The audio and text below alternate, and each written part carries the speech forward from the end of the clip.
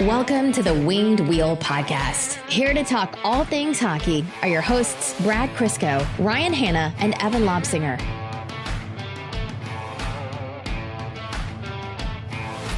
Nine years of the three of us sitting together in a room recording this podcast. Over 700 episodes we've published. One more and we have a decade. I can't guarantee that I won't have a crisis, but wow. Is this the most consistent thing in our lives? And sorry to our wives the day after Valentine's Day to say that, but 9 years, over 700 episodes of this podcast. Is what happened to time? I genuinely don't know, because the fact that it overlaps with the playoff drought, the no series wins in the entirety of our podcast, it really does make it feel somehow longer. The building, we were there for the last playoff win that the Red Wings have had. The building is no longer there. Oh, I've got a good time reference with that game that really puts it into perspective. Remember, Crystal came to that game with us. We had to walk all the way around, and she was pregnant. She was very pregnant with Mika, who's turning 8 in a couple months. I think Brad and I get a medal for getting Evan to show up to something twice a week for 9 years. That we have to be the only people to ever accomplish that. Other than my men's league, yes. Yeah. You're about right, yeah. At the start of the podcast, there was no Catherine. There was no Mel. There was no Hank or Mika. We had Pavel Datsyuk. For a short period there. We had a Henrik. It was just Zetterberg. Yeah. At least we upgraded with the wives, because everything else is downgraded since. It has been an amazing 9 years, and we can't have done it with you, the listeners. Again, over 700 episodes, 6 million downloads and views. We've been fortunate enough to run events with the Red Wings and the Griffins and so much more. So as much as we joke, the reason we show up and sit across from each other at this table twice a week for 9 years and counting is because you all make it worth it. So thank you. And welcome to the Winged Wheel Podcast, kicking off the approach to the decade. Here to talk about all things Detroit Red Wings hockey, the world of the NHL, and lots more. I am one of your hosts, Ryan Hanna. I'm Brad Crisco. And I'm Evan. On this episode of the Winged Wheel Podcast, we're going to be talking about the Detroit Red Wings and their loss to the Edmonton Oilers, which was a weird one. Connor McDavid decided that he wanted to be Connor McDavid. I don't know, that one didn't feel like an 8-goal game, but before we slash into that, we'll talk about the rest of the Red Wings' upcoming schedule, a preview of the Vancouver game, which is going to be happening shortly after you listen to this episode or after it posts. Some little notes feeding into the trade deadline, an announcement about the Red Wings at an outdoor game. A Michigan team has an opportunity to win at Ohio Stadium once again. An update on Nate Danielson, some updates on other Red Wings prospects or people in the Red Wings system. And then NHL news has been hot off the presses recently.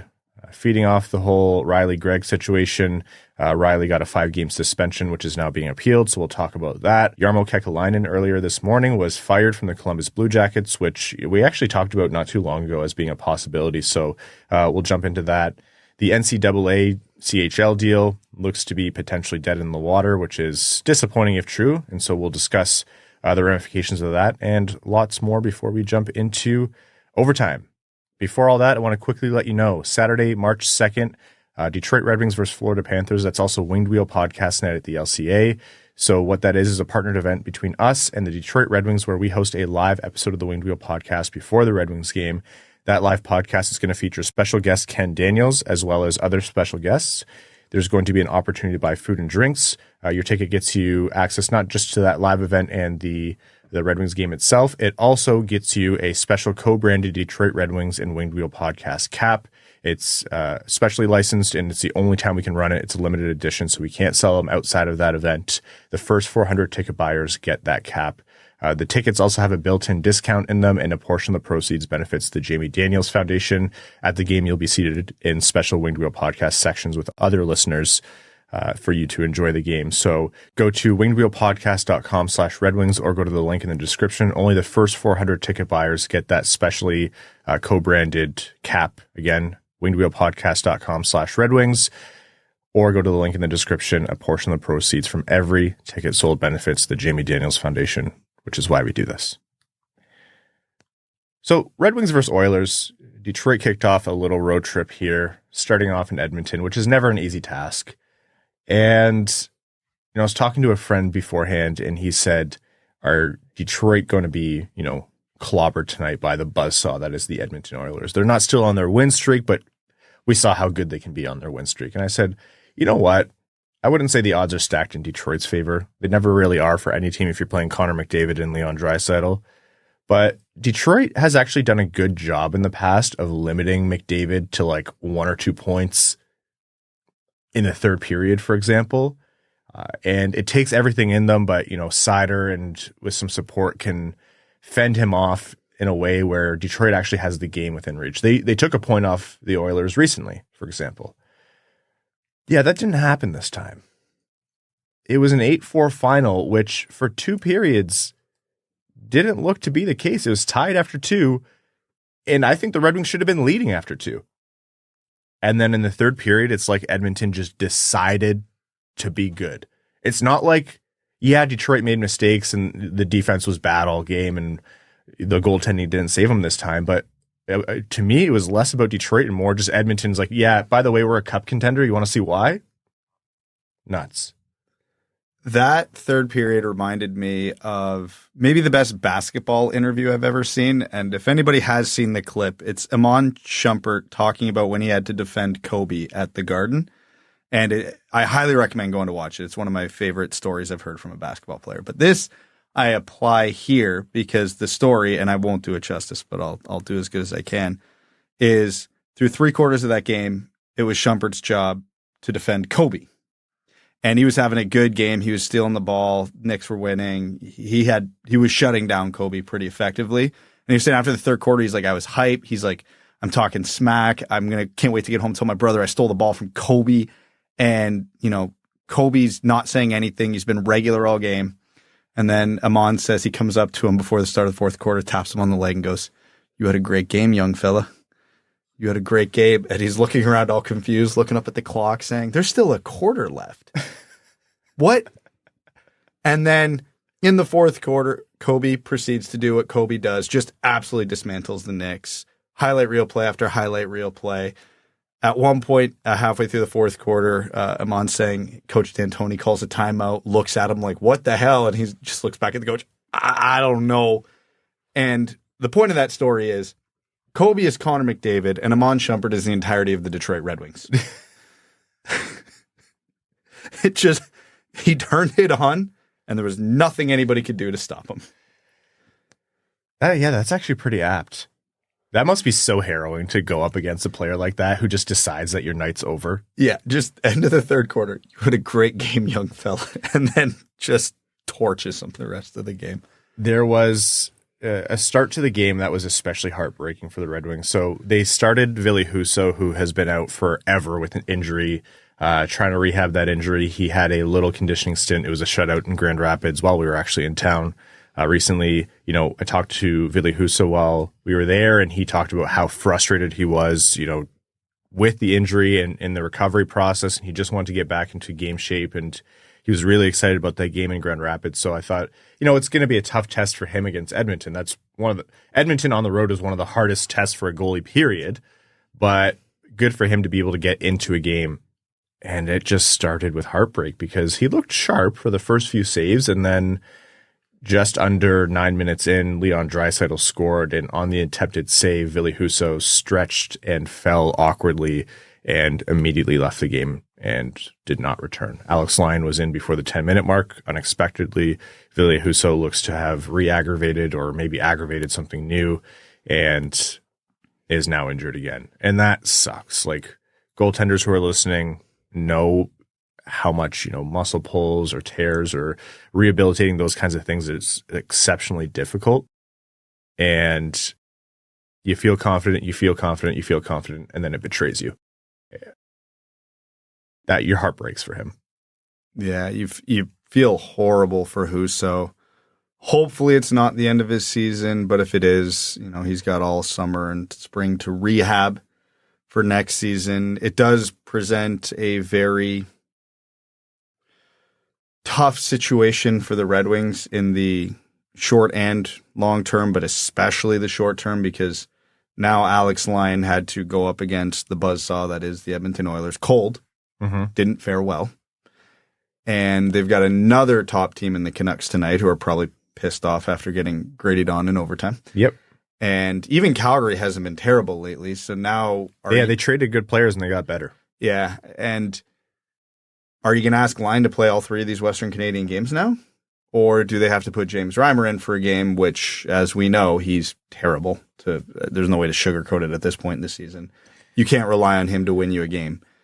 You almost can't rely on him to keep you in a game at points. So it's going to be...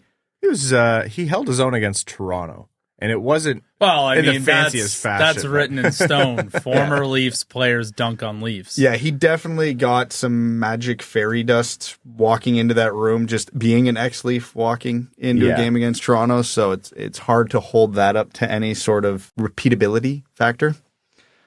But it's...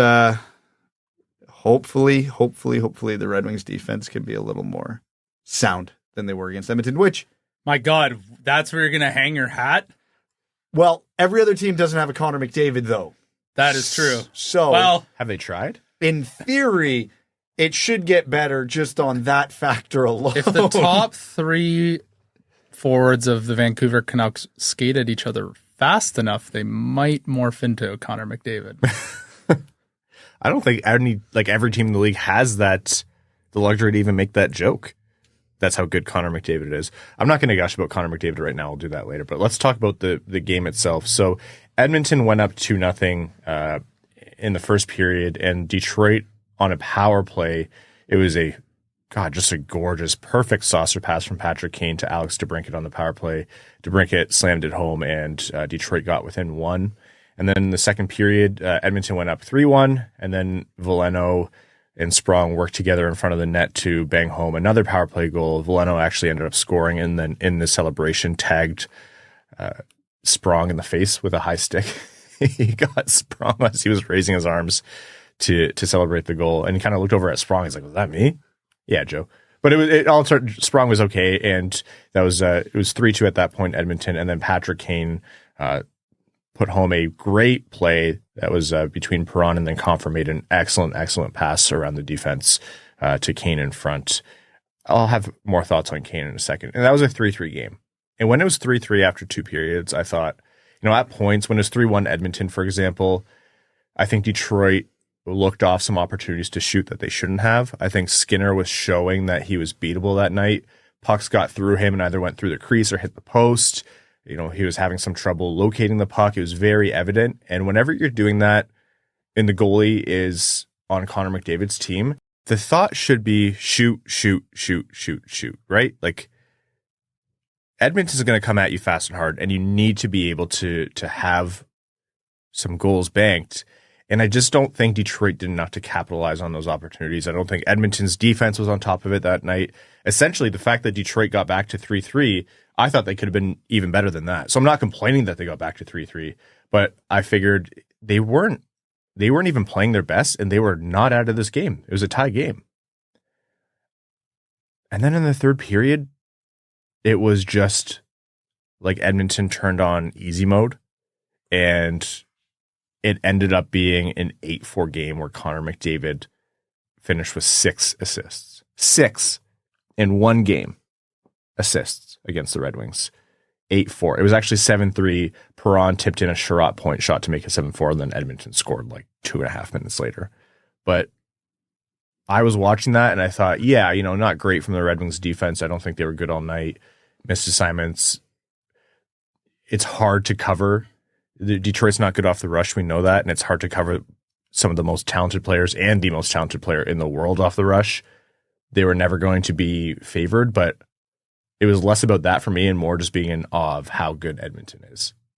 Yeah, sometimes you lose and sometimes you get beat. This felt like they just got beat.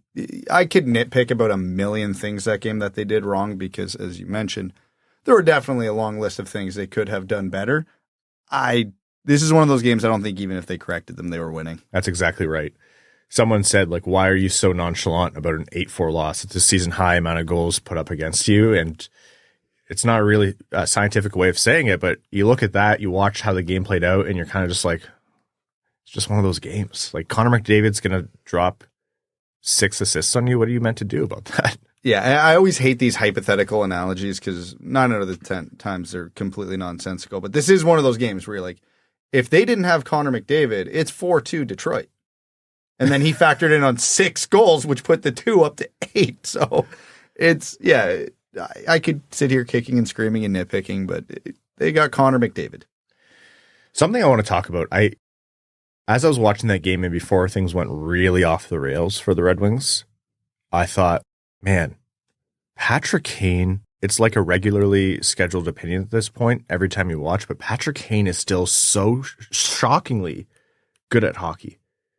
Does it always translate to the Red Wings winning or dominating? No. I think at points, the players around him aren't always the most prepared to play with him, and we know the kind of impact he brings, which is offensive, but this guy, like, I just had no clue that he could come back from his injury and be even better than he was in previous seasons. He is so good. His vision is so good. His ability to execute high difficulty passes through multiple defenders is so good. The way he reads the ice, finds the soft spot, the way he allows DeBrincat to find the soft spot and read the ice as well. Like, he is just, his brain is world class still. World class. Yeah, and you can tell the defense knows it. It's amazing how much room they give him. Yeah. A lot of the time. I don't know if he has the foot speed or the agility anymore that if they played a high pressure system on him, if it would work. But you could tell they're so scared that if we do pressure him and he gets through that pressure, well, now we're down one more body in coverage and he's absolutely going to torch us. And there's plays where they're just dropping into coverage, to use a football term, and he's still finding a seam and he's still finding a lane, and there's not a damn thing they can do about it. He's so elusive with the puck. It is very difficult for, I would say, both teams to figure out where he's going with it.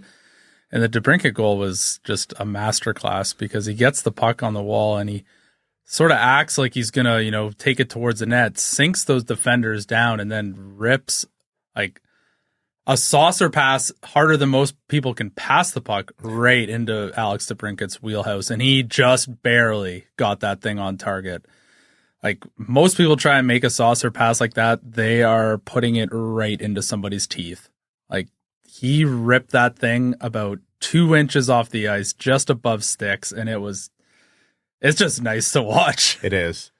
The deception and the change of pace too. Like, when he picks up the puck and he's going to move it up the ice and make some decisions, it has big a dad playing keep away with his kid energy, where he's just moving slowly, baiting them in.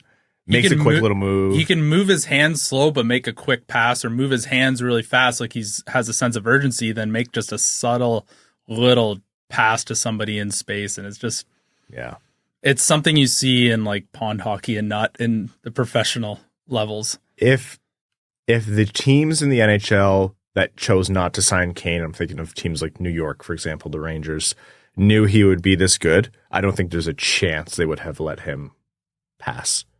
Like, I think there's a lot of teams who were way too worried. And he did just have an injury where he was out for a good period of time. But by and large, this guy is better than he was in the past. And I don't know, if he continues this all year, he's going to have a lot of options once his contract is up. Yeah, hopefully the Detroit Red Wings can get him extended before that point. Yeah, that would be nice. You haven't seen a player get respect like this with the puck on his stick since... Not in Detroit. Datsuk Zetterberg? Yep, at least. Well, Datsuk is definitely the best comparison because nobody ever knew what he was going to do, and Datsuk was already 2 plays ahead of where you were thinking. Yeah, it's fun to watch. Well, the loss wasn't, but again, like we mentioned, you're not going to throw in the towel on the season. You just have to move on from that game, especially because the next game, and it may have been played by the time you listen to this, is against the Vancouver Canucks. And then they have Calgary also on the road on Saturday afternoon. We'll be back with you on Sunday. And then Monday they have Seattle with another afternoon game as well. So no easy tests there. Curious to see what happens with Vancouver and Walman. If the hockey gods are good, we'll get another Griddy from either team because I think that's funny. But I think Walman's going to be taking a few extra finished checks on him, to say the least. Let's talk about trades, trade deadline, and names that are starting to come into play. And we had a conversation at the end of last episode. We had some questions in overtime saying, do you move Gostisbehere now in anticipation of what you can get for him, his contract being up, Edvinsson needing to come up, etc.? And I think the three of us expressed some doubt that the Red Wings would move in that direction. Could be an option, but some other things around the trade deadline in the Red Wings. Berggren's name has been out there for a little while, and we're starting to see more and more of that. Different outlets, different insiders are starting to say, these teams are in on him. These teams are asking about him. They're watching him pretty closely. So there's some smoke there in terms of Berggren maybe being available and the teams having interest. And I think adding a Berggren type late in the season, you don't want to call it fresh legs, but he's not been in the NHL all season.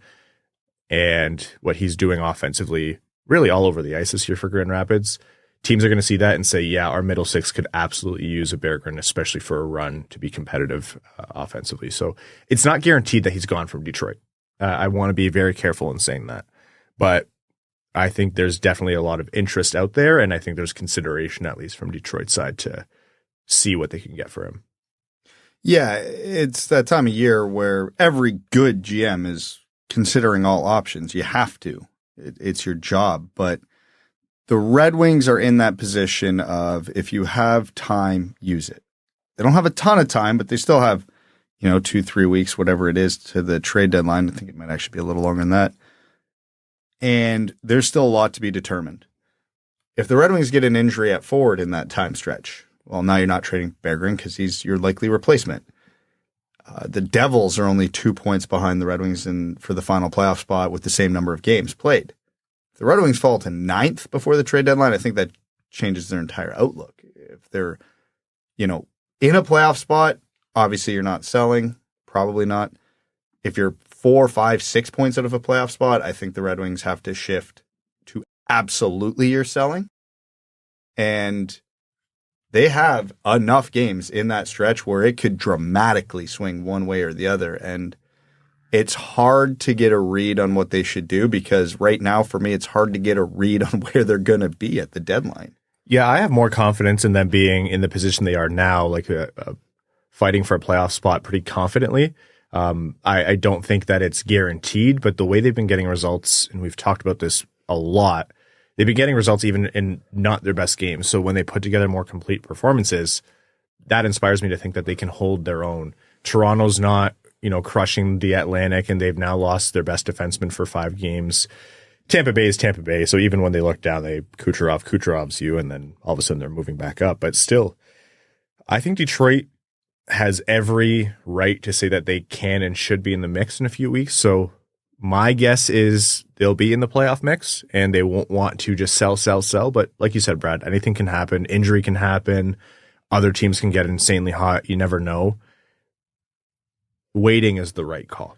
And other teams, what they do could dramatically swing as well. Again, I mentioned the Devils are probably the real only serious threat, I would say, behind the Red Wings to unseed them from that playoff spot at the current moment in time. They almost landed Jacob Markstrom last week. That changes the dynamic because the Devils are a good team that can't get a save. So if they get arguably one of the best goalies this season, that makes me love Detroit's chances less because now the team that can't get a save right behind them will start getting some saves in all likelihood. No, Dougie Hamilton is killer for them. Oh, yeah, it's absolutely crushing them. But Jack Hughes is back now. Yeah. So it's going to be wild. And even with a guy like Berggren, if you're Detroit and you're trading him, what are you trading him for? Because I don't think he's at the point where a lot of contenders are going to sit there and go, yeah, this is the guy we're gunning for right now in a playoff spot. They want established players who they know are going to help them down the run. And I don't know if Berggren's that guy yet. I don't know if they'd prefer a Berggren over, some 5, 6, 7, 8 year NHL vet. Vancouver just added Phil Kessel. He looked gassed, man. Don't we all? But at the same time, if you're Detroit and you're trading a young player like Berggren, well, they're not in a position where they should be trading him for some, journeyman, some vet, some 32-year-old rental, whatever it might be. But the teams that are likely going to want Berggren are the teams that are on the up and up. You know, Berggren makes a ton of sense for Chicago, San Jose, et cetera, but they're not giving up futures. Like, what do they have that Detroit would want? It's such an interesting, fascinating dynamic of a trade because I don't know if there's just going to be a match there. I think I could see a cup competitive team having interest in Berggren. Like, the fact that he's had an NHL, I don't even want to call it audition. Like, you can see what he can do in the NHL, and he's ostensibly better now than he was then. Like, he is not going to be a first-line winger scoring 80 to 100 points. We know that, but we know the kind of player he can be, which is productive. He's not going to win physical battles. He's not going to play a like rough grind type of game where Tyler Bertuzzi's his way to the front of the net, but he finds that spot on the right side on the power play, for example, and will always be in that right spot at the right time to bury it. He has a way to find and execute on offense. He can be that middle six, very productive player without needing, you know, first line minutes to do so. He just has to fit the mold. So I can see a team that wants to make a cup run to say our third line has two players who could shelter him a little bit in terms of the physicality or whatever kind of game we want him to play. And he can make that third line more productive. Add that offensive IQ to the third line, and all of a sudden we have more danger down our lineup, especially as teams line match in the playoffs, especially as injuries happen, etc. So I agree it's going to be a weird fit, but I think the spectrum is wide where Berggren could fit for other teams. Yeah, but are the Red Wings going to get anywhere near the price they want from a team like that? Because that's the point. If I'm Colorado, Dallas, you know, Rangers, whatever team that's 15, 20 points ahead of the Red Wings and very obviously a cup contender, I'm going to Steve Yzerman. I'm like, if he can't even crack your top 12, you think he's going to be that much of an upgrade on our top 12 that we're going to give you this premium asset for him? No chance. Well, what's the story been for the Red Wings all season, right? Like, their depth is very good. Like, on balance of good to great NHL teams, the Red Wings have good to great depth. It's just the top end that doesn't match up against the Edmonton Oilers, and then you get results like last night. I get what you're saying, Brad. Really, like, it's so easy to get caught up in the moment if you're either Berggren or if you're a Red Wings fan who's frustrated that Berggren's not up and say, well, if he's not going to be up then all season, then he's out, and just trade him and get a second back in return. But the reality is, like, patience almost always pays off in the NHL. So if you're only getting like a mid to low second round pick offer or something like that, what are the chances that's going to turn into another Berggren? There's no harm in waiting a year. Yeah, it's going to be frustrating for the player, but you never know what's going to happen. Don't make a move just to make a move. He could even factor in towards the end of the season. Him and Edvinsson could be wearing the winged wheel by the end of the year. So and that's why I caution to say nothing's guaranteed. I just know that there's interest on the outside, and I think there's some urgency. It's very obvious Berggren wants to be up, and it's very obvious that he's good enough to be up. So there's no like stereotypical or archetypical path here. You're right, Brad. It's going to be a weird fit one way or another. And if he stays, that'll be a weird path for him, but it could turn out. And then also within the trade sphere, I think you see guys like Noah Hanifin being talked about, and as teams and people speculate on who could be a fit for Noah Hanifin and players like him, Detroit's naturally going to come up. They have the cap space. They have the need for defense. We've talked about it in the past. Brad will have punched me in the face for suggesting something before, it saying it needs to come with a long-term extension, which is, I think, what that would just come hand in hand with the potential trade. But whether there's a lot of real movement there, no one can say. But is there interest? You don't need to be able to read Steve Yzerman's mind to know that, of course, Detroit's going to be just asking about that one to see if it makes sense. Yeah, and I think to that point, that's almost where Berggren trade makes more sense as a valuable piece to add to a Noah Hanifin trade. Obviously, with an extension before anybody clips me. The Red Wings absolutely, unequivocally should not be in the market for a rental this year unless it costs a fourth or less. But yeah, if you're trading for a Chychrun, a Hanifin, pick whatever guy that you have team control over for a number of years, and they go, we want a first, we want a premium prospect, and we want a half decent roster player. All right, well, the Red Wings have all their first still. Berggren can be that premium prospect. And then you can throw in who the hell ever else you want. That to me is where that makes a little more sense. We'll see how that develops. I think the trade deadline is going to be, as Brad mentioned, we just don't know what path the Red Wings are going to go on. It's going to be interesting to see where teams kind of flee to after their first, second, and third options are gone from the markets. I'm curious to see if Markstrom gets moved because it was reported that the Flames actually asked him to waive his no trade, and he approved a trade to the Devils before it fell apart, as Brad mentioned. So that's a big one right there, and that could really change the dynamic of the teams around Detroit, as Brad mentioned in the wild card race. All right, more Red Wings news. We have our answer as to why it was Chicago-St. Louis Winter Classic, and we thought, why St. Louis and not another team like Detroit? And we mentioned, well, maybe they're going to be in another outdoor game. Lo and behold, the Columbus Blue Jackets are going to be hosting the Detroit Red Wings at Ohio Stadium for an outdoor game in 2025. A Michigan team has an opportunity to win against an Ohio team at Ohio Stadium once again. I know we have some Ohio State fans listening, so the rivalry is going to be going hard leading up to this. Buckle up. But that's going to be a fun one for Detroit. I think that's going to be, not that like Detroit Columbus is the biggest rivalry. Neither team is a world beater right now, and Columbus isn't looking too hot, as we'll talk about later. But that'll be a fun game. I like the storyline on that one. The only downside with this is you really can't lean into the Michigan versus Ohio State jersey theme. Because the colors are reversed. You're literally inversing the colors. So. Why can't you do that? You can't wear Columbus's colors if you're Detroit, and you can't wear Detroit's colors if you're Columbus. It's going to look funny. It would feel weird. You literally were just at a game where the team was a flying toaster. That's a great point, Evan. That's off the beaten path. It's not like they were wearing the Belleville Flying Toasters jerseys. I also feel like that the biggest hurdle of this is the NCAA, not, well, actually, the biggest hurdle is getting Fanatics to make the jerseys. The next biggest hurdle is dealing with the NCAA because they won't just let you use those jerseys freely if they did decide to inverse and go football theme. Oh, you're saying like use logos and everything? Oh, that'd be no, but you could do some creative liberty to. No, but that'd be blasphemous. If you're going into, you would almost have to have the Red Wings wearing Michigan colors. But then there's also a question of like, why would the Red Wings be wearing Michigan colors? Like Michigan State's a team too. Like, we'll make the jerseys blue and green. How about that? You're somehow pissed off everyone. No, it worked for the Hartford Whalers. Let's just use those jerseys. I'm excited to see what they come up with.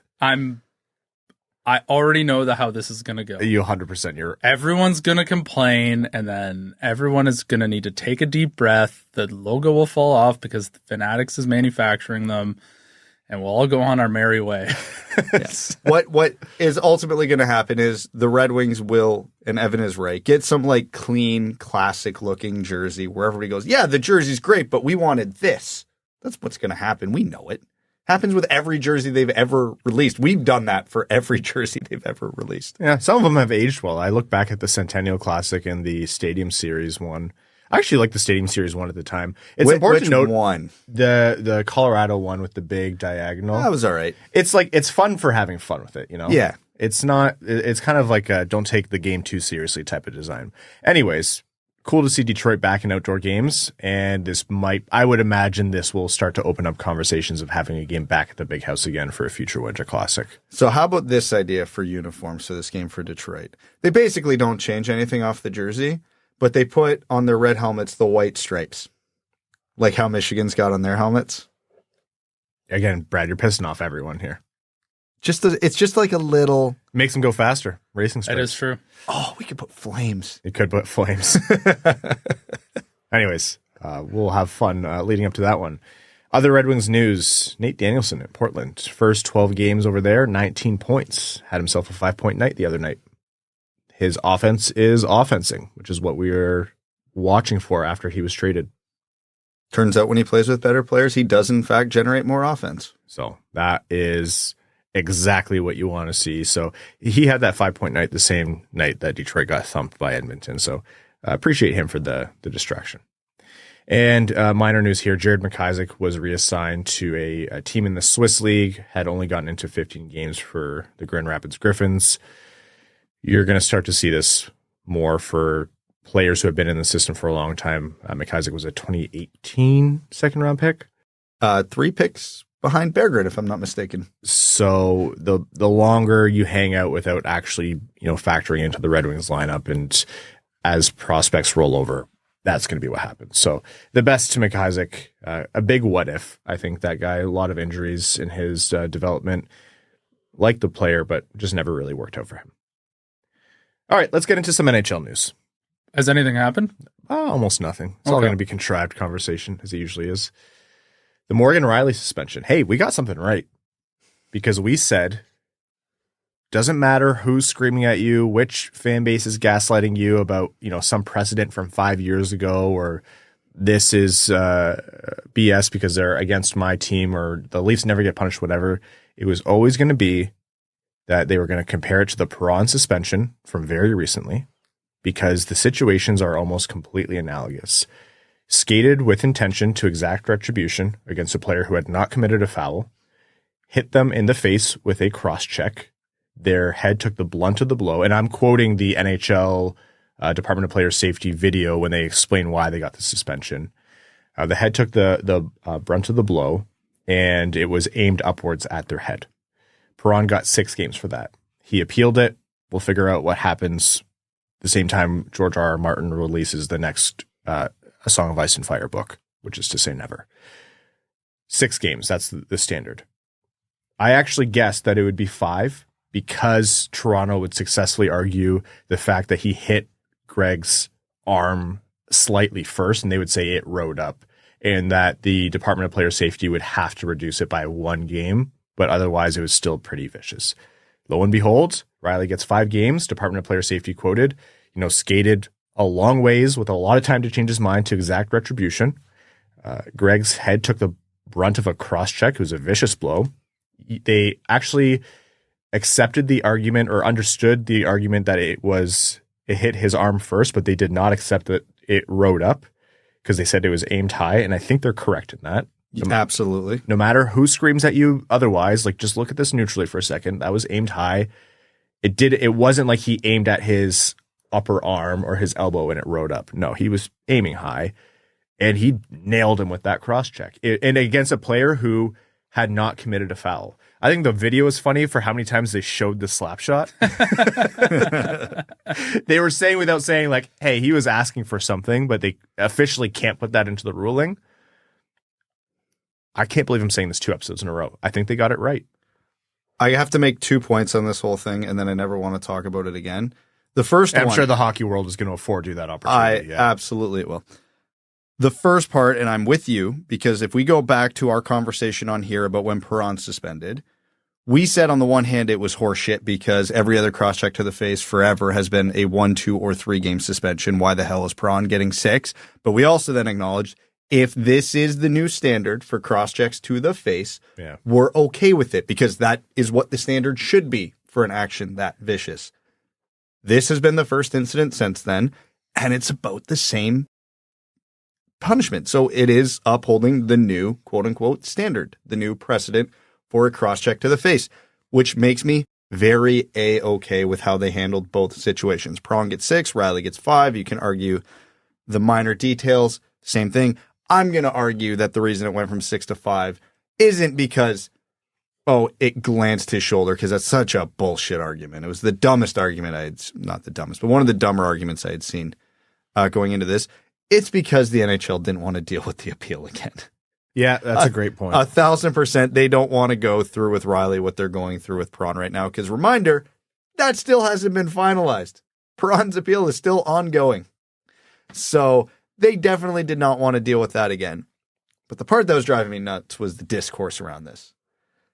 We, as Red Wings fans, are in a unique position relative to this argument because we've been through it already this year. We were where the Leafs are now, where why the hell is our guy getting 6 games, yada, yada, yada.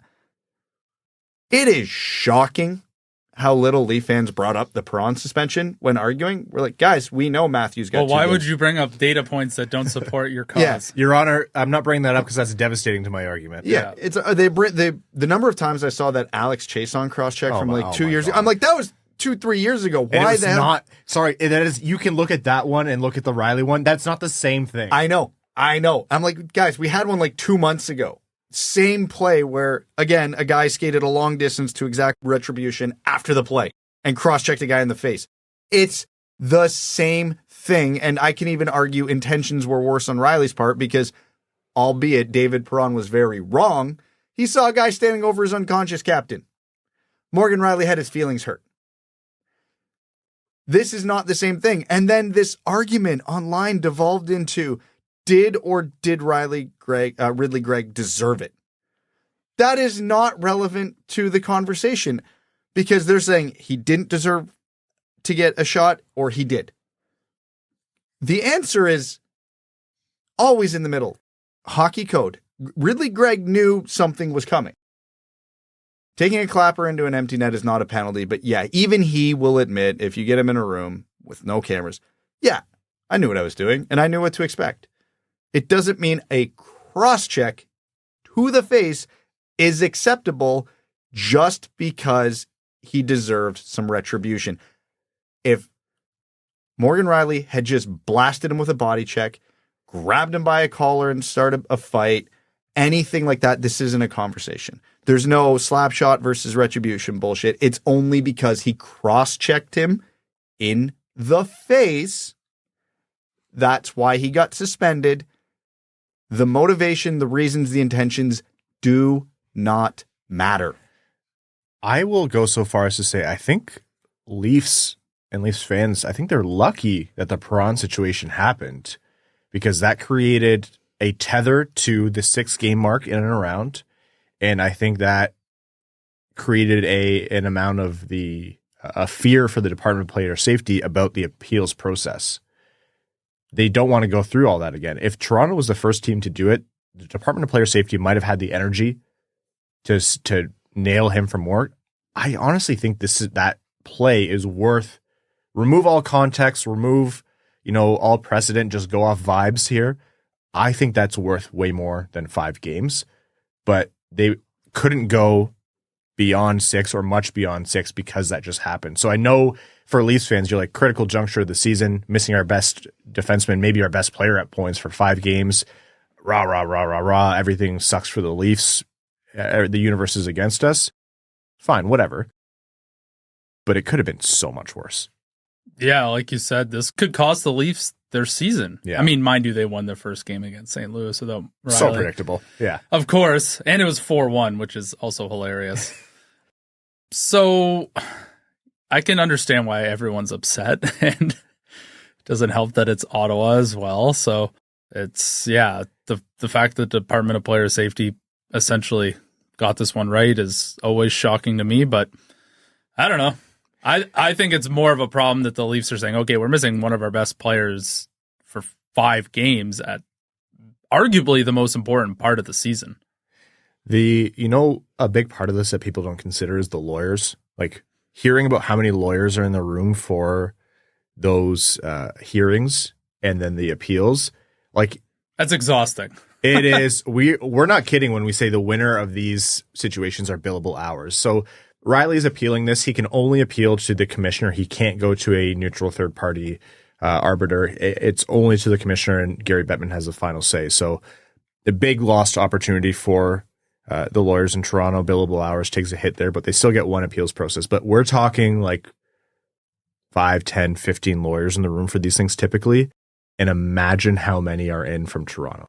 Like it is the same as they don't have to walk far. No, right? And it's the same as New York. Like these teams are rich and they are lawyered to the gills. There's no salary cap for your legal team, and this is a lot of money on the line. If it costs them $250K, but they get Morgan Rielly back for 3 games, they would say that was absolutely worth it. And then we make the playoffs, and then we get X amount more gate revenue. Like I'm sure the league was just like, oh my God, this is so insufferable. But yes, they have all the practice because they're going through the exact same appeal right now. They're going to argue everything they're arguing with Perron, and to uphold the suspension, they're going to argue with Rielly. Yeah, I don't see this one moving, but I could be wrong. All right, let's get into some other NHL news. Columbus finally sees some change. Jarmo Kekalainen is out as general manager. The beginning of what I think will be a big reset for them seems to be underway, and that's a rich thing to say because they've been resetting for a long time. But this seemed to be a long time coming ever since Babcock was hired, and then fired, and then how Columbus's season has gone. Jarmo is now out as GM.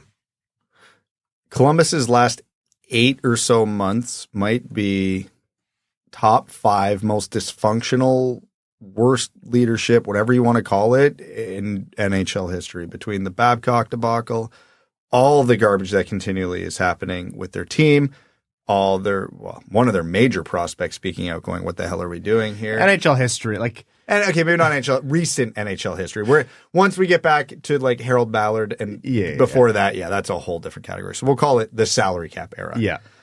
Like, we're talking like this is getting near 2019 Ottawa Senators level of what the hell is going on here.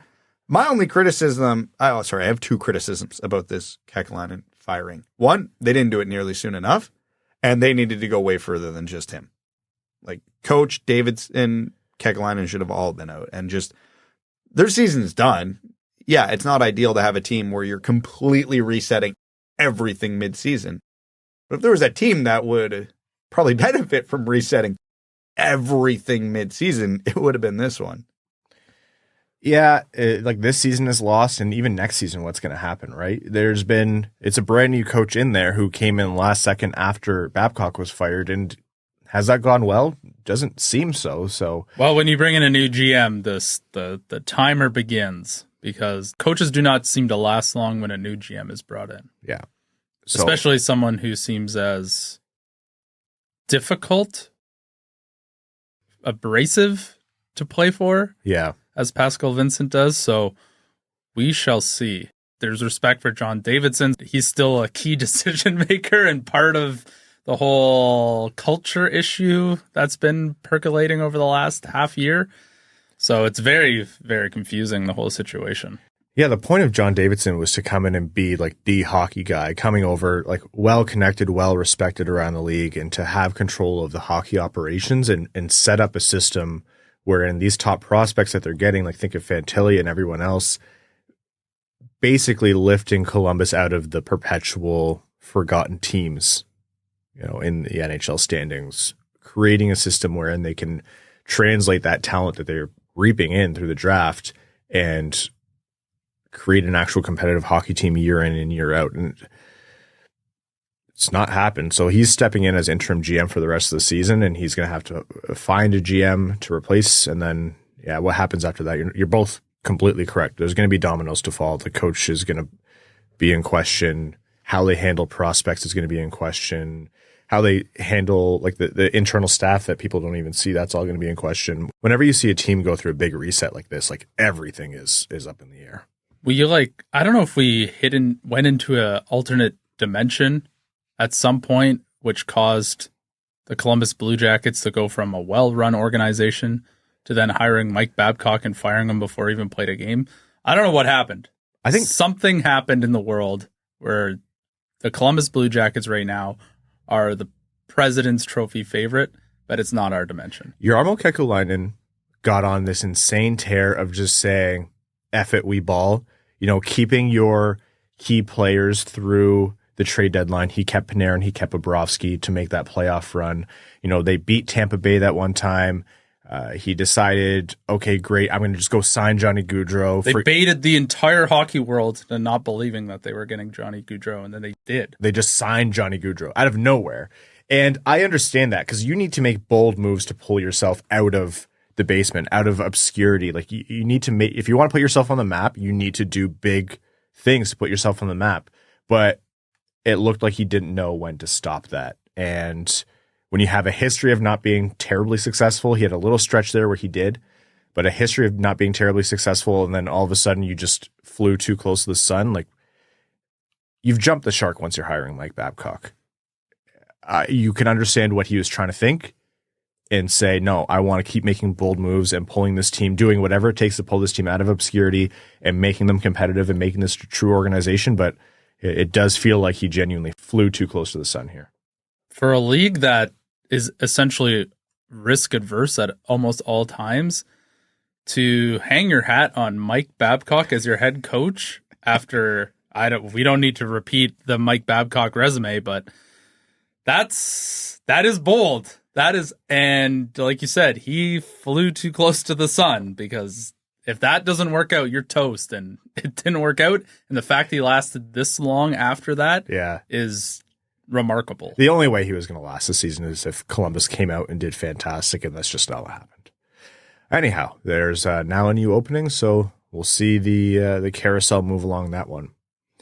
Other news, and this one's a little bit disappointing. We had a conversation very recently about the NCAA potentially allowing CHL players into the NCAA to play college hockey, even if they'd played in the CHL. And it looks like the athletic directors and the coaches who would be voting on this don't actually have support for it after all. So what could have been a fantastic pipeline built between the two different but very connected leagues, which would have been better for hockey prospects in the NHL and the development process of these players, that pipeline's not being built anytime soon. That's surprising to me because I thought that benefited the NCAA more than the CHL. But I thought so too. Hey, the NCAA, when do they ever get in their own way? The thing is, NCAA hockey is so fantastic and they have all the momentum right now. And so I can see an argument to say, why would we hand any kind of advantage to they'll call it a competing league, but you have to see the bigger picture here. I don't know. I don't know the internal politics of the NCAA coaches and the specific spats between them and the CHL. I wouldn't be surprised if this gets to a litigation stage, but it's a big missed opportunity for hockey as a whole.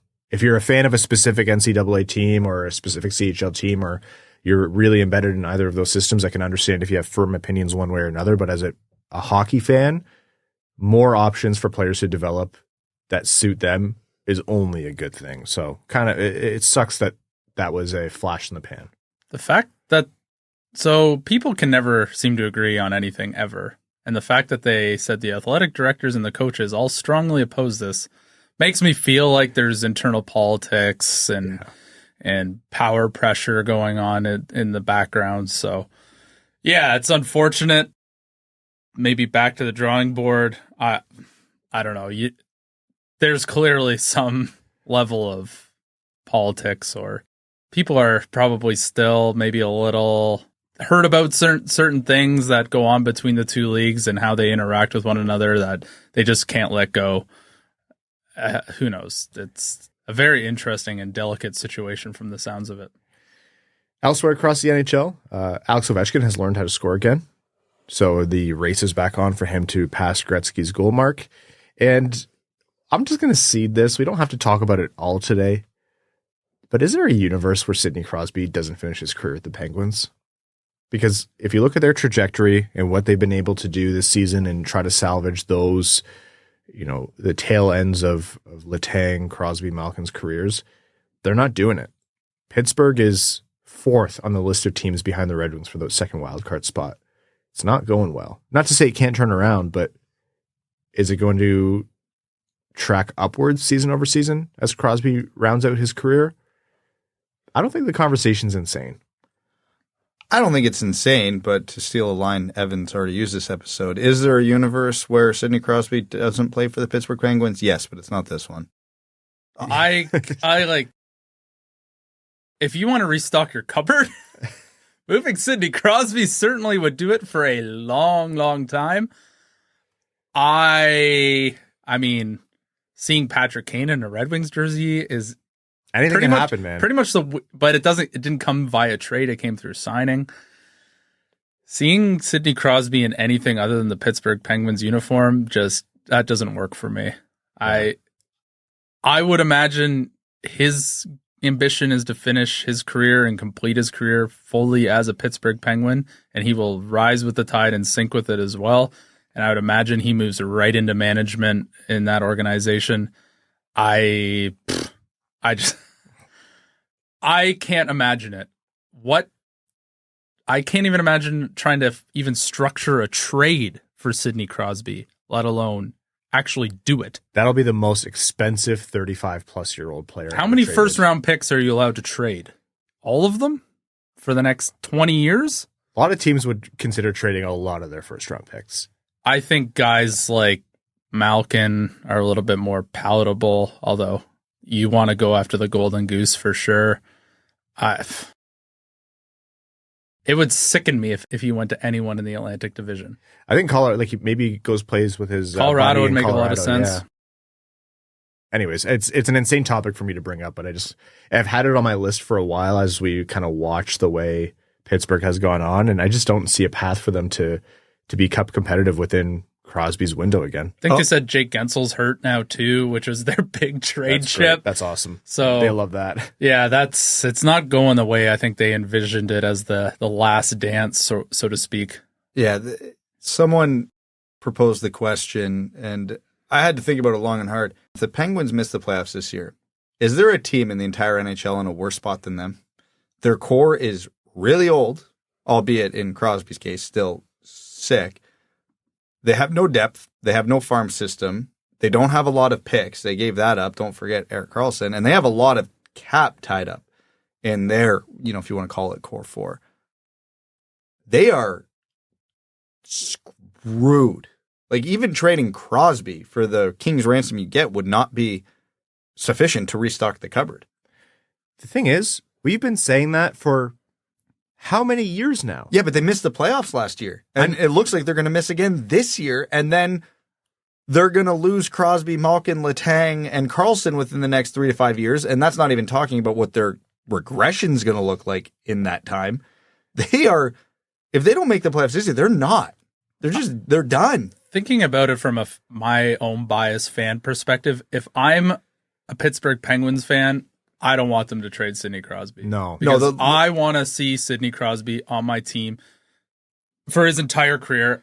What he brings in terms of entertainment and sort of, the professionalism that he has, I would never want him to leave our team. Much akin to like a Nick Lidstrom or a Pavel Datsyuk when they could clearly still play, but they were on bad teams. I would never, ever want that. The way Pittsburgh has operated is they mortgaged a lot, either through intentional trades or poor trades, like trading a first for, was it Reeves? Ryan Reeves, which we didn't even talk about that clown popping off again this week, but doesn't deserve the airtime. When you get dummied the next game like that by a guy who's about Brad's size, I'm sorry. No, literally my size. Yeah, you don't get the airtime. But they mortgaged futures to keep a natural arc of a team being top of the league, win multiple cups, and then you come back down slowly. They artificially supported that height, or at least staying competitive, at the cost of future years. We are now in future years. Was there perfect GMing in that process? God, no. I think they were very much masked and helped by Crosby and Malkin and Letang and whoever else. But it was enough where they could still be somewhat competitive. With a perfect GM, I think Pittsburgh could have won another cup or two. When you have two of the best players on the planet, as Crosby and Malkin were in the time, and I think Crosby's one of the greatest of all time, like, you should have won more, but it just never works out that way, right? The Red Wings should have won more in the mid to late 2000s. Oh, the Penguins got 3 cups out of it. They won plenty. That's great. Sidney Crosby saved that organization. Yes, literally, yes. They were having their Christmas party at Rim, like in Waterloo. Yeah, they were having their Christmas party when all the Vasily stuff was going on. There was a very non-zero chance that they could be the Waterloo Penguins. Yeah. And so this is just a natural arc. Like, so have they been perfect in terms of how they manage the team? No, but this kind of is, it feels like fighting the inevitable. And if you're a Penguins fan, you're like, to Brad's point, hey, we won 3 cups. Does this hurt to watch? Yes. Is it frustrating in the moment while you're watching these individual moves? Yes. But bigger picture, when you look back on it, you're going to say, hey, man, how many teams can win 3 cups in that span? You've seen players, maybe not as good as Crosby, but great, great, great players who went their whole careers without a cup. Or maybe they sniffed one and they got 3. And it's not like people dislike Sidney Crosby or anything. I think plenty of people do. Well, not Pittsburgh Penguins fans. It's like, oh, if this guy's a bad apple, then, fine, we can part ways and we'll salvage things at the tail end of your career, kind of thing, like a 1-day contract, and you retire as a Pittsburgh Penguin. I think. No, he's a hero over there. I think you look at other guys on the list to move before you even approach Sidney Crosby, because whatever he wants to do, I think you honor it. Thank you for indulging me. I think you're going to see that conversation come up more than it's probably deserved, and it's fun. On a quieter episode, I think it's fine to just have that hypothetical. All right, as Brad steps out, we're going to jump into overtime here on this episode of the Winged Wheel Podcast. Overtime is brought to you by our Patreon supporters. Patreon.com/Winged Wheel Podcast if you want to support the show. You get access to really great benefits. We give away 2 tickets to every Detroit Red Wings home game, the vast majority going directly to our Patreon supporters. Every ticket this year has gone to our Patreon supporters. You also get access to our Patreon exclusive Winged Wheel Podcast Discord and all of our bonus overtime episodes, which record right after these main ones. They're a blast. I posted a teaser clip from a recent one on Twitter recently just to show you. They're a bit chaotic and they're a bit unstructured, but they're a lot of fun. So again, patreon.com/Winged Wheel Podcast if you want to support the show and get access to those benefits. Luke Larson, taking some questions from my patrons. Luke Larson says, not a question, but I think a point for the next CBA should be that suspensions don't begin until after the appeal process is over. This is how the MLB does it. If a player begins to serve the suspension, they forfeit the right to appeal.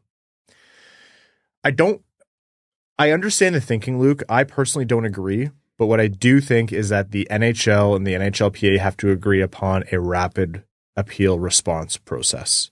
There needs to be some, like maybe you do it in tiers. If it's a 1 or 2 game suspension, you can appeal it and play the next game, whatever. If it's like a 3 or more, you have to serve it, but you have to guarantee the appeal process can be heard quickly. I think it's a logistical travesty what they've done with the Perron situation. I think it's all made up and it's used to game against the players. And it's hard to argue in favor of the players when the guy who's, appealing probably just two-handed someone in the face. So they don't have a lot of goodwill. But from a players union perspective, yeah, they should be advocating for a rapid appeals process. Yeah, it seems crazy the David Perron one is still ongoing. And what is the delay? Like, why does it have to be Gary Bettman? Why do you have to go to the tippity top to do this? There should be someone who can handle this responsibility and get resolution sooner rather than later, because it's costing everybody money at the end of the day. Yeah. Red Feather Desert Dog says, I believe we're at the point where the Red Wings need to acquire a goalie at the deadline, even though being a massive buyer probably isn't a good idea. I wouldn't give up any draft capital, but some assets in Grand Rapids could be acceptable with which to part. Do you guys agree? And if so, who do you think could be moved to keep Lyon from being overworked? I understand the sentiment. Like, Detroit moves all over the spectrum on too many goalies, not enough goalies, too many goalies, not enough good goalies. And right now they're on the not enough good goalies because Husso is hurt and Reimer, you don't know what you're going to get any given game. Just who are you going to get that isn't just like a dart at the dartboard, right? Yeah, I don't. And what do you do then? You got 4 goalies? What if Husso's is a short-term thing? Yeah. I don't know. That's really tough. I understand the sentiment. I'm not going to outright disagree. I just don't know what's out there that is worth any trouble for, because if they were worth it, other teams who are in more need of a goalie would have done it by now if it's low cost. Exactly. It's kind of just like another James Reimer situation pretty much that you'd be picking up. So I'm not going to say you're better off with James Reimer, but you got to move contracts. You got to fit guys in. Like, it becomes a logistical nightmare, not just as simple as adding to the team. And Clint Benesh also adds a similar thought. If the Flames go full fire sale, they would need to move Markstrom. With Husso out for who knows how long, what would a trade look like to send Reimer out to help with cap space? What would helping out the goalie situation look like without fully knowing how long Husso might be out? Keep up the great work. Reimer is a I think if Husso is back, then Reimer is absolutely a primo option to be moved for like a low-cost pick, like 5th, 6th, whatever you want to call it. I think there's a lot of opportunities to take on cap from Calgary, but those are big, big salary caps over there. So I don't know necessarily that you're going to get it in a low-cost move with Reimer. You'd be asking for a lot more. Everybody's looking at Calgary right now, wondering who is available, how can we get them, and what's it going to cost? So supply low, demand high, the cost will be very, very high to peel someone away from Calgary, I think. Andy says, I'm confused when Brad says the Wings have a problem with depth scoring. The Wings have the 5th most goals in the league and 11 players with 10 or more goals. If you compare that to Vegas, who many believe to be the deepest team in the league, Vegas only has 7 players with 10 or more goals. We can say the Wings have an unsustainable shooting percentage, but it's February now. I'd argue the Wings have some of the best depth in the league this season. They need more high-end talent, but I don't think depth scoring is an issue. It will only get better as more high-end talent comes on board and better players move down the lineup. Andy, I tend to agree with you. I think it's okay to look at shooting percentages and say, they're not going to shoot at, this player's not going to shoot at 35%, which he might have done at over a 3-game stretch all season. That's fair. But whenever teams have a higher than normal shooting percentage and people automatically say they're going to come back down, I think, well, no, maybe they're just shooting better this year. Maybe they're creating higher danger opportunities. Maybe the way their best shooters can get into the right spaces is translating better this year. Maybe they're researching opposing teams' goalies better. There's a lot that goes into it, and it's not always quantifiable. So I agree with you on that front. I also think, Brad might talk a lot about the Red Wings' depth, especially before the season. But as of now, yeah, the Red Wings' depth is like they have a lot of players who are quietly scoring really well. Veleno is scoring. Like Kane is going to hit 10 goals too. Like they have a lot of double-digit goal players. It's just, you're right, it's the top of the lineup. Yeah, I think we've said the Red Wings' MO is superstar level talent. It seems to be eluding them, and I think the depth really has sort of raised the bar. So they're a team that has extremely high floor. Yeah. What the ceiling is very TBD.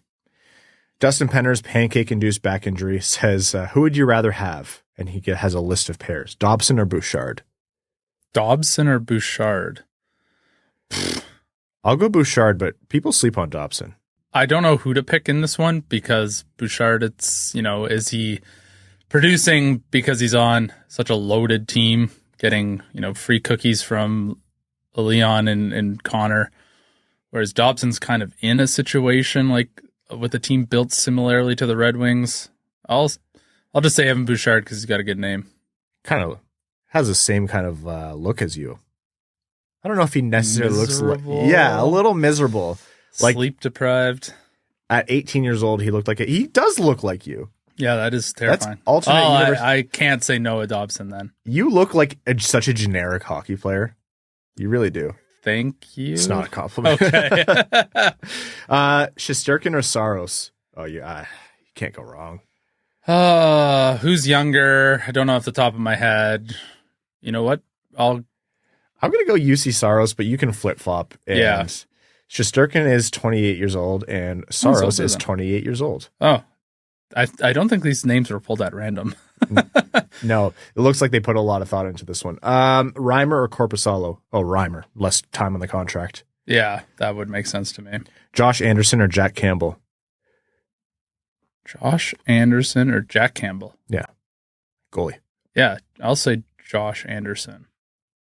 I'm going to say Anderson, too. I feels like you can do a terrible goalie contract is harder to work with. Agreed. All right. That is all for this episode of the Winged Wheel Podcast. Thank you all so very much for tuning in. We're going to be back with you on Sunday where we'll have covered the Vancouver game and the Calgary game on that episode. So thank you all for working with our adjusted schedule. Thank you all for 9 years of the Winged Wheel Podcast. Hope everyone had a great Valentine's Day. And if you don't care about Valentine's Day, I hope you had a great Wednesday. To all of our listeners, new and old, we appreciate you. And to all of our Patreon supporters, we can't do this without you. Our name level supporters on Patreon: Arjun Shanker, Yves Bartels on behalf of the Sarah Grand Foundation, Akefer, Samuel Soderholm, Icon, Brad's Lord and Savior Bradley Cleveland, Glenn, Brabham, Croner's Left Knee, Ashley Van Conant, Sea Lion, Matthew M. Rice, Admiral Matt S. of the Cheesebag Navy, Carl Brutana Nanaluski, Carl Provi, Citizen High Five, Clip Clop Nene, Connor Scovey, Craig Kibble, Denny's Gamer Girl, Jarek Enstam, DJ Denton, God Creatives, Give Blood, Fight Probert, Hockeytown Love, Hockeytown Matt, Hassam Al Qassem, I'm Ryan, 9-year Hannah, Jay Gollum, Jacob Turner, Joel Miranda, Jonathan Miller, Kaylin Wood, Let Me Hear You Say Hey, Marcus, Marlon Winchester, Matt K, Cannon Fodder, the Cheesebag Army, Matt McKay, Michael Edlund, R.A., Red Feather Desert Dogs, Ryan Hubbard, Scott Martin, Screen Lube, Strunk Flug, That's What I Appreciate About You, Walman's Elite Dancing D, Iser Plan Stan, General Andy Bohan of the Cheesebag Army, Sam Bankson, A.B., Adam Rose, Antonio Gracias, Axel Sandy Pelica, Bellingham Acid Balls, Brad Simmons, Brian Vasha, Chuck Buff Chest, the Tarpless Goon, Commander Ben Barron of the Cheesebag Space Force, Connor Leighton, Corey Prida, Darren Fick, D-Boss Snip Show, Derek James, Dungeon Master of Puppets, Frank Stanley, Gene Sullivan, Griffey Boy, James Pridemore, Jeremiah Dobo, J.M. Rhapsody, Rafferty Fan Club, Jogan Rafferty fan club, John Evans Derogatory, John Engels, Josh Yelton, Kevin McCracken, Quaz, Les Grossman's Ungodly Firestorm, Linda Hall, Maximilian, Melissa Erickson, Ophelia, Reed, Steven, the Hodag, the Mexinadian, the Hat123, Winging It in San Diego, formerly Aaron, and your second favorite patron. Thank you all so very much. Talk to you Sunday. Thanks for tuning in to the Winged Wheel Podcast. Be sure to check out wingedwheelpodcast.com, where you can subscribe to the show on iTunes, Spotify, or wherever you get your podcasts. You'll also find links to other ways to support the show, such as Patreon, official podcast apparel, and more. And don't forget to follow the show on Twitter at Winged Wheel Pod. And of course, the hosts at Brad Crisco, at Ryan Hanna WWP, and at Hockeytown Evan.